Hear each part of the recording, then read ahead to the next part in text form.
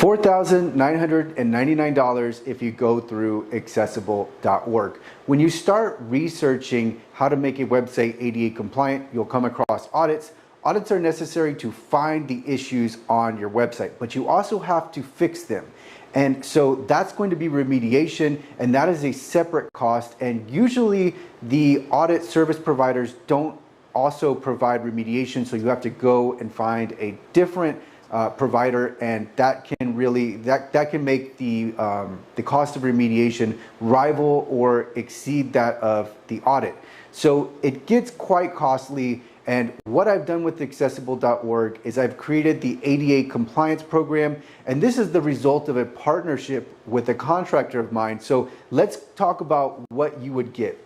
So we've talked about the cost. You get an audit, but we also remediate the code, and this is the part that most website owners, big or small, right? It doesn't matter if you're a corporation or you're small or you're a small business.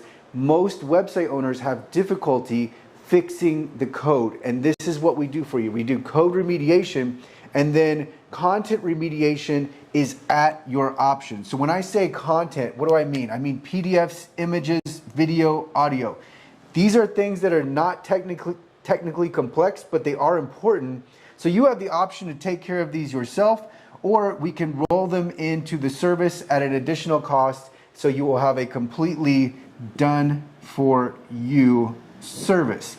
So what is so likable about the ADA compliance program is it's affordable for small businesses. It's going to save time because this whole process usually takes 2 to 6 weeks.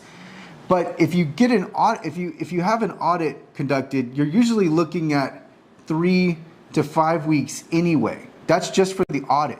And then you have to find a provider for remediation, and then the remediation has to take place, and then you're looking at another probably 2 to 4 weeks. So that really stacks up. So this is going to save you time because everything's being done in one place. It saves us time because we're just auditing and we find issues and then we fix them. And then, as I said, the non-technical fixes for content are at your option. Now, a few more things. This also includes documentation.